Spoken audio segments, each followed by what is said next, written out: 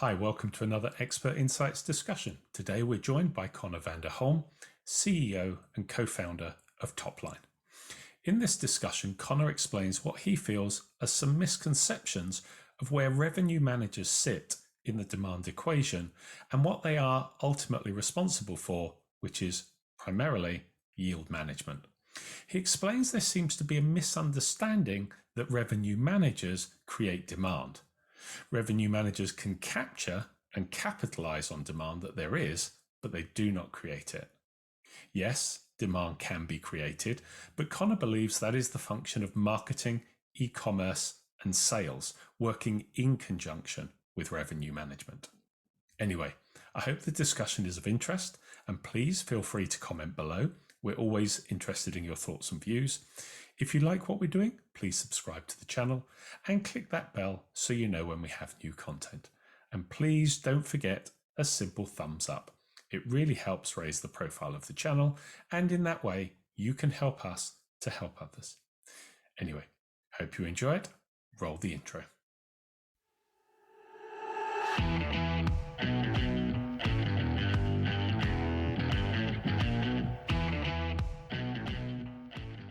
Hey Connor, how are you? You well? I'm doing very well. Thank you, Trevor. Doing really, really good. I guess the next question is, where are you? That is not a background I'm used to seeing and not seeing you in a suit and tie. This is what we call a hotel, Trevor. This is a meeting space in the beautiful Hampton Inn here in Orem, Utah, right next to Utah Valley University. Mm-hmm. The wonderful folks, I'm doing some sales trip stuff, and the wonderful folks here, Adam Smith with a meeting space manager, they've just been absolutely exceptional. So shout out to them. If you guys are near Utah Valley University, want some meeting space, this place is really lovely. Give it a shot. Very, very good. Well, great to see you. Always good to connect. I know we've grabbed some time, as you say, in between things that you're doing with clients, prospective clients. So I really appreciate you carving out the moment. You made a statement that it's about time to talk about the cold truth about transient demand. Yeah. Now, what do you? That's an interesting statement to make. What do you mean about that? Yep. Transient demand exists or it doesn't. Revenue managers, our job, and this is that statement. Our job is to capture or capitalize the existing transient demand. Revenue managers don't create demand. Mm-hmm. Okay, so that's stop. Right. That is it. There's this idea that a revenue manager can wave his magic wand when it's slow season, and all of a sudden, because we're priced in the right point or we have the right discounts open, all of a sudden, all these people who didn't have any expectations they're going to come to your market are now going to travel and they're going to stay at your hotel. And that's not how it works. What revenue managers do is really yield management. Which is probably what we should be calling it, not revenue management. So you're saying, just to repeat it, you're saying in this instance, revenue management is yield management. Yeah. So what I'm saying is there's a passive element to it, a reactionary element to being a yield manager as opposed to a revenue manager. And also, depending on which revenue manager you're talking to, that role can be very diverse, right? It can encompass part of e-commerce. It can encompass part of marketing, all that stuff. But revenue management in itself is reacting to the demands of the market, and it's really not creating demand. What you can do, and demand can be created. I will start with that. But demand is created by marketing strategy, by sales group, by sales coordinators. It's created by all this stuff that social media fluff pieces and all the email marketing and all the stuff you can do outside of it to say, hey, you weren't even thinking about coming to our market. You weren't even thinking about our hotel, but look how beautiful it is. Don't you want to get out this weekend and come visit? And don't you want to stay at our hotel? And our revenue manager will make sure you get the right price. So that's attractive. But it's really not a role of revenue management to create that demand in people. That is a marketing and an e-commerce position. And so it's just important for us to recognize that there are different roles and they work together. But yeah. So just picking up a bit on that revenue management, because we'll touch a little bit on that demand piece, but just I don't want to kind of just move on from the revenue management, yield management piece at the moment, because read so many things written, you hear so many conferences and events and people talk about revenue management being strategic and looking at other revenue sources and thinking about profitability and considering the channels that you're utilizing. So I'm sure you're not decrying all of that by just saying revenue management is yield management. You're using a contentious phrase to make a point. Is that more accurate? No, I think I am disagreeing with that. It sounds really good at a trade show to say we're going to increase your profits, which is what revenue managers do by yielding appropriately. But we're going to create all this revenue and it's just going to poof because our pricing is so good and yada yada yada. But I would ask those people, like, are you really creating demand though? Or are you capitalizing on it and optimizing it appropriately? Because that would be my argument is by appropriately pricing or implementing, additional opening new channels and all this stuff. It's just reaching and capturing people who are already wanting to come to your area, right? Yep. You didn't create any demand. The demand was there. Right. Yeah. You just captured it. But again, there is ways to create demand, but it's not revenue management. I've got you. And I guess back to your point about the marketing and that the marketing, I guess it's not really semantics, is it? I guess not. When we think about creating demand, because if they're going out and putting campaigns together, or they send out their newsletters or emails or whatever it would be, that's a reflection of some strategic decision made within the revenue management team, looking at the demand and looking at pricing and working with marketing. So marketing are taking that pricing, and so aren't you part of the process of creating demand? Because if you don't do the pricing right, it doesn't matter how many emails they send out. And that's the strategic piece. Okay, you've got a few different pieces here to come together to both create demand and capitalize on demand. Maybe this little finger here is revenue management, but this part's e-commerce and marketing. Okay, and so they have to work in conjunction with one another in a holistic fashion to really create and drive and capture all that demand at your hotel.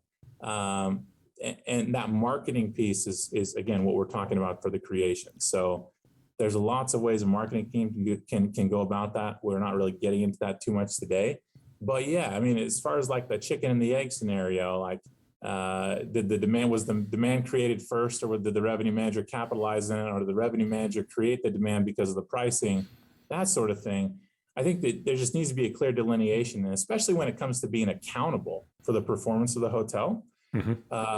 Many conversations recently. We've gone into slow season in a lot of hotels, a lot of different markets, because schools started back up, and you see this drop off of demand without the corporate coming back in and kind of picking up. And so as far as the accountability, there's just a lot of finger pointing that's happening at the moment. And it always seems to come back to the revenue manager because of their title.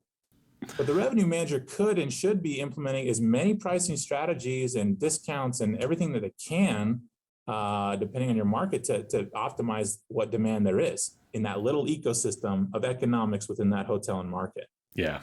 But again, the finger keeps getting pointed at the revenue manager, and there are other parties here that are responsible and maybe should take some of that credit. And I'll give you a short example. If there's 100 rooms worth of demand for any given night on a Saturday night in this whatever market, and there's 5 hotels, the revenue manager may, through their pricing strategy, be able to capture more than that 20 rooms allotted for their fair share. And that's what they're going for.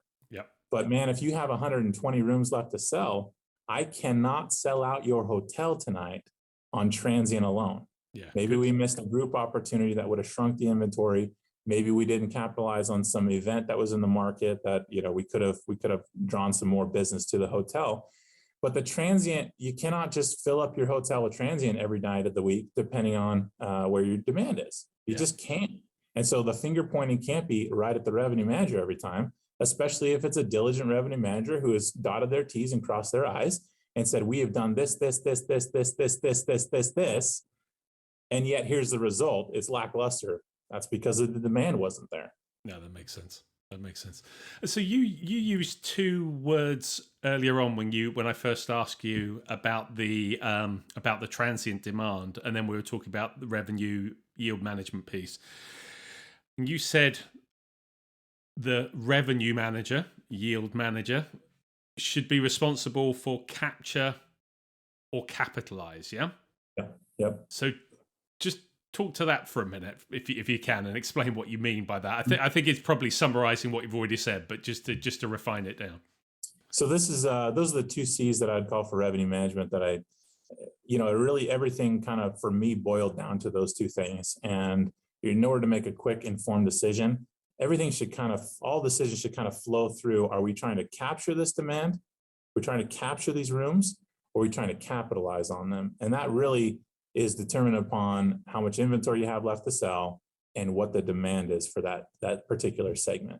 So if we use your example, just quickly to pick up on that point, if we use your example of there's a demand for 100 rooms, you've got 5 hotels, but if you've got 80 rooms that's available, for instance, the likelihood of you capturing all of those 100, that demand for 100 rooms and filling the 80 rooms that you have available, what you're saying is that's pretty unrealistic for a revenue to achieve. It's pretty unrealistic for the revenue manager to be able to do anything to significantly influence that. Maybe working with marketing, you might be able to grab a greater share, but you're capturing the demand that is out there. Did I understand that correctly? Yeah, and what I would say too is in this this hypothetical scenario that we've created,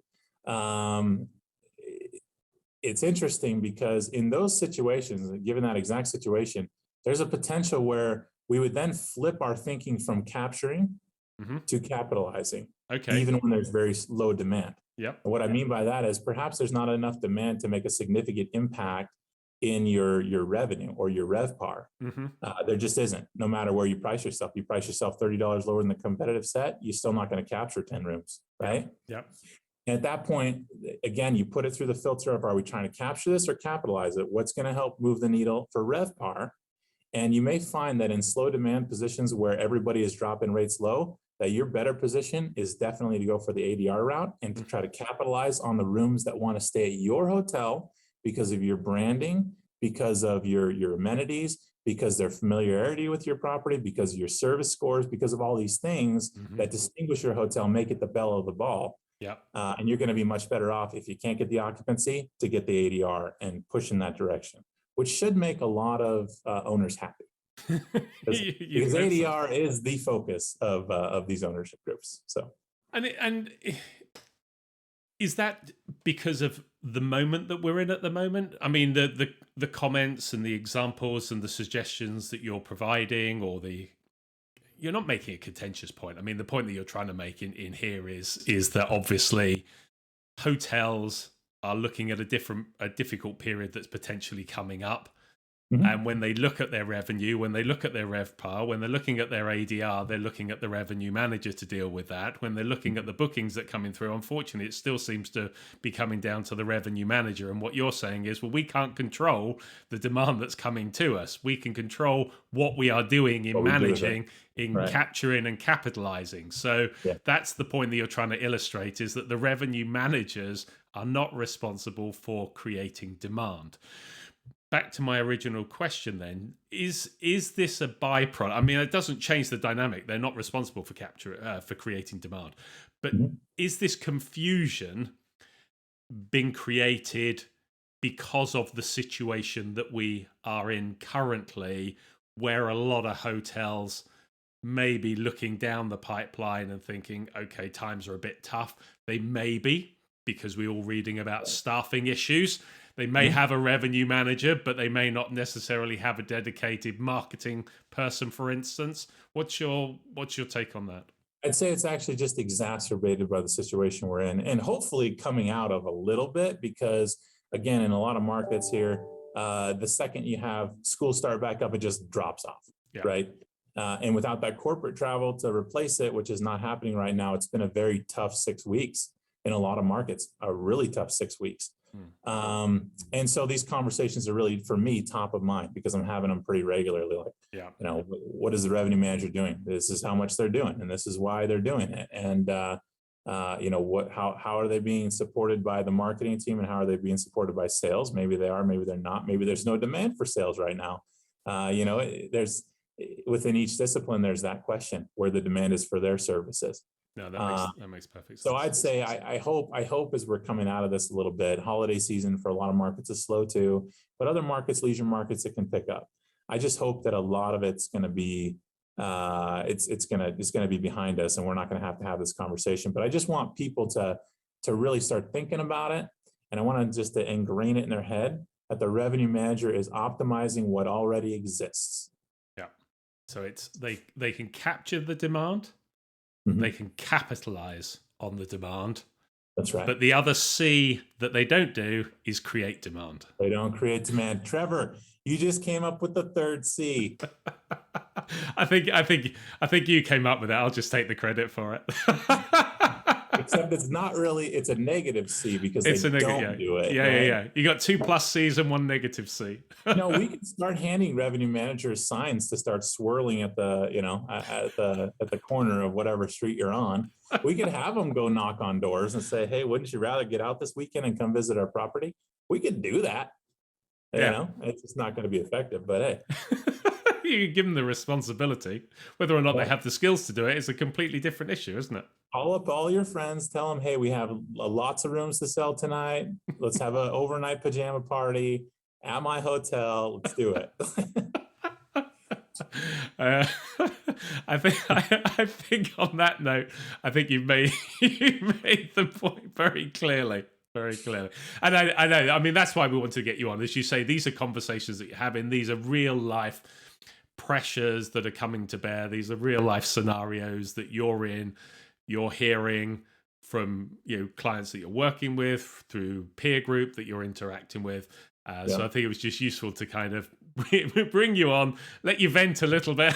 Absolutely. Well, I appreciate it because there's been a lot of pressure on a lot of revenue managers.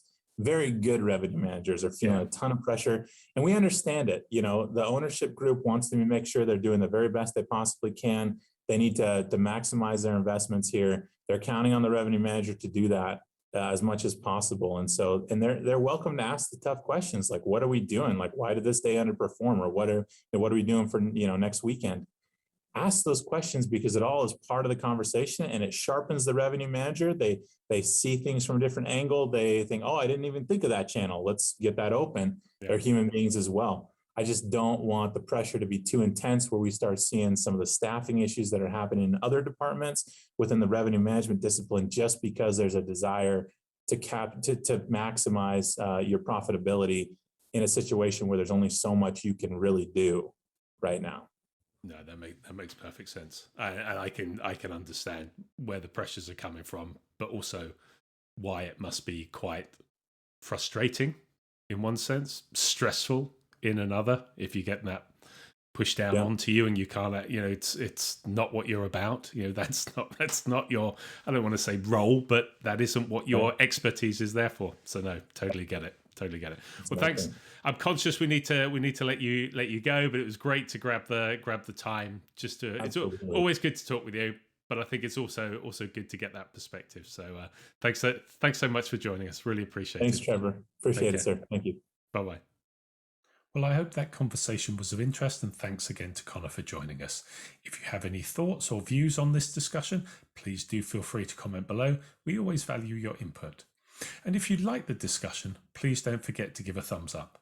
I know every video asks for it, but by giving a thumbs up or subscribing, you help raise the profile of this channel, and in that way, you help us to help others. Now, if you're interested in another video we did recently with Connor about looking at where sales and revenue butt heads, here it is. If you're interested in more of our expert insights, here is the playlist. And I know I ask every time to subscribe, here is the button. Please, it would help if you would subscribe. Really helps push up the profile of this channel. Anyway, thanks again for watching.